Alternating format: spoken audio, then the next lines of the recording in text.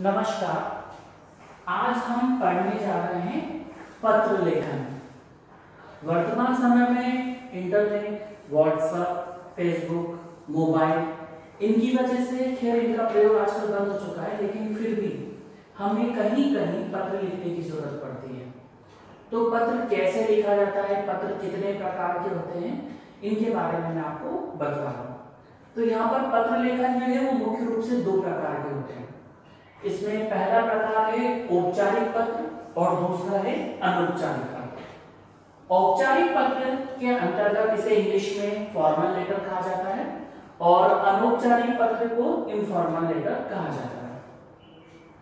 अब हम ये पत्र किन किन को लिख सकते हैं, देखिएगा। औपचारिक पत्र हम वैसे तो अभी ये हो गया है कि आप स्कूल नहीं आ रहे तो आपकी मम्मी ने तुरंत मोबाइल उठाया और व्हाट्सएप पर मैसेज कर दिया कि आज मेरे बच्चे की तबीयत ठीक नहीं है इसलिए वो नहीं आ पाएगा। लेकिन कभी कभी ये होता है कि आप लंबे समय तक बीमार रहे या स्कूल में नहीं आए तो स्कूल वाले भी कहते हैं कि नहीं, आपको रिटर्न में देना पड़ेगा कि आपका बच्चा स्कूल में क्यों नहीं आया। उस समय आपकी मम्मी या आपके पापा के द्वारा जो पत्र लिखा जाएगा वह पत्र औपचारिक पत्र कहलाएगा। औपचारिक पत्र विद्यालय के प्राचार्य, पुस्तक विक्रेता, कार्यालय में मान लीजिए कि आपको कभी कोर्ट की जरूरत पड़ी या पुलिस वालों को कोई शिकायत करनी पड़ी या आपके घर के आसपास कचरा जमा हुआ है, सड़क नहीं है तो नगर निगम को कोई पत्र लिखना पड़ा, तो उस जगह आप जो पत्र लिखेंगे वह हमारा औपचारिक पत्र कहलाएगा। ठीक है। दूसरा आता है अनौपचारिक पत्र। अनौपचारिक पत्र हम अपने मित्र, परिवार के सदस्य जैसे मम्मी पापा, भाई बहन, हमारे रिश्तेदार हैं, दादा दादी, नाना नानी, चाचा चाची, इन लोगों को जो पत्र लिखा जाता है वह अनौपचारिक पत्र कहलाता है। अब इन दोनों पत्रों को लिखने का तरीका अलग अलग होता है। इनकी भाषा जो है वो सरल होनी चाहिए और पत्र ऐसा नहीं होना चाहिए कि बहुत लंबा हो। आपको कम से कम शब्दों का प्रयोग करते हुए अच्छे से अच्छा पत्र लिखना है। मतलब आप अपनी पूरी बात भी कह दें और कम से कम जगह में, मतलब कम से कम पंक्तियों में आप उस पत्र को लिख सकें। तो अभी आपको जो पत्र मैं लिखवाऊंगा वह है हमारा अनौपचारिक पत्र। अनौपचारिक पत्र कैसे लिखा जाता है, उसका तरीका क्या होता है, इसके बारे में मैं आपको बताऊंगा।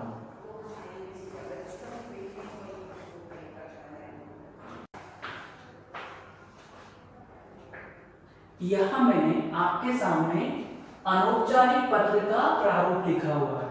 मीन्स यहाँ पर मैं आपको शॉर्ट फॉर्म में बताऊंगा कि अनौपचारिक पत्र किस तरह से लिखा जाता है। यहाँ मैंने सबसे ऊपर लिखा है पता। पता में आपको 3 लाइनें यूज करनी है। तीनों लाइनों में आपको अपने घर का पता लिखना है। मतलब जो व्यक्ति पत्र लिख रहा होता है उसे अपना पता यहाँ पर लिखना होता है।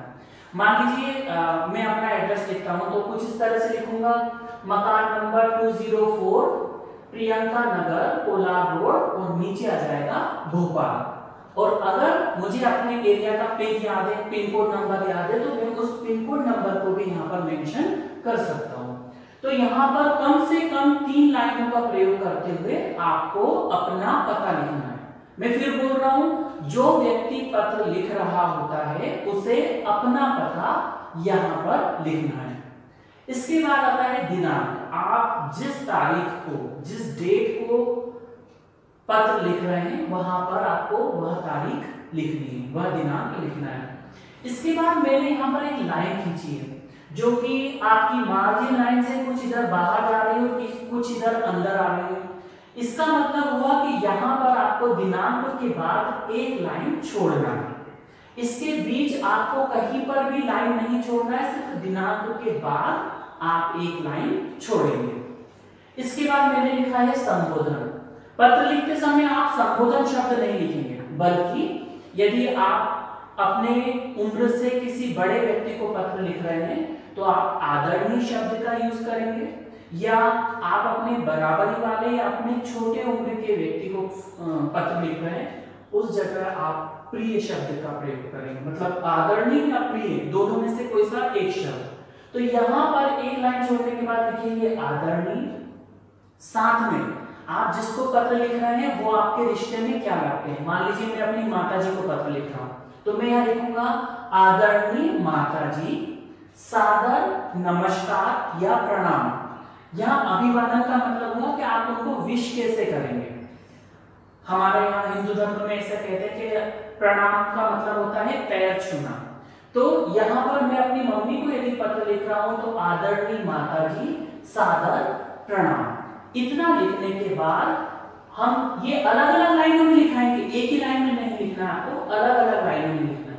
अब हम जिस टॉपिक पर, जो टॉपिक दिया गया है हमें पत्र लिखने का, उसको लिखना स्टार्ट करेंगे। इसमें भी हम ये शुरुआत करेंगे, मैं यहाँ पर कुशल मंगल हूँ या मैं यहाँ पर ठीक हूँ, आशा करता हूँ कि आप सब लोग अच्छी तरह से होंगे।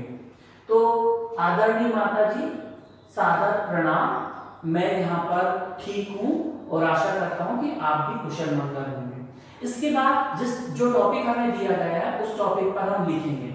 मान लीजिए हम अपनी परीक्षा के बारे में लिख रहे हैं, आगे समाचार यह है कि इतनी तारीख को, मान लीजिए आपके जब भी अगस्त में एग्जाम शुरू होते हैं तो आप लिख सकते हैं कि इतनी तारीख को मेरे एग्जाम स्टार्ट होने वाले हैं। मान लीजिए 6 तारीख से आपके एग्जाम स्टार्ट होने वाले हैं, तो मेरे परीक्षा जो है 6 अगस्त से प्रारंभ होने वाली है और मैंने परीक्षा की तैयारी बहुत अच्छी तरह से कर ली है और मैं बहुत अच्छे अंकों से पास होऊंगा या उत्तीर्ण होऊंगा। इस बात की आप जानकारी दे रहे हो।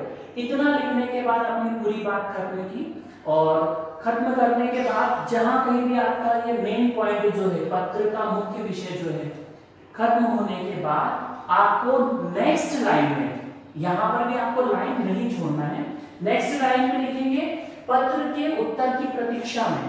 क्योंकि जब आप अपनी मम्मी को पत्र लिख रहे हैं, आपने उनका हालचाल पूछा, आपने एग्जाम के बारे में बताया, तो बदले में आप भी उम्मीद रखोगे कि आपको मम्मी का पत्र प्राप्त हो। इसलिए आपने यहाँ पर लिखा पत्र के उत्तर की प्रतीक्षा में। इसको यहीं छोड़कर नेक्स्ट लाइन में आपका शब्द लिखना, आपका जो रिलेटिव है, जैसे मैं मम्मी को पत्र लिखता हूं तो मैं अपनी मम्मी का पुत्र हूं, तो आपका पुत्र, और फिर नेक्स्ट लाइन में आप अपना नाम लिखोगे। आप अपने नाम के साथ अपने सरनेम का प्रयोग बिल्कुल भी नहीं करेंगे, क्योंकि हम जनरली अपने दोस्त से बात करते हैं या रिश्तेदारों से बात करते हैं, मम्मी पापा से बात करते हैं, तो कभी भी आपको अपने नाम के साथ सरनेम नहीं लगाएंगे, वो सिर्फ नाम यूज करेंगे।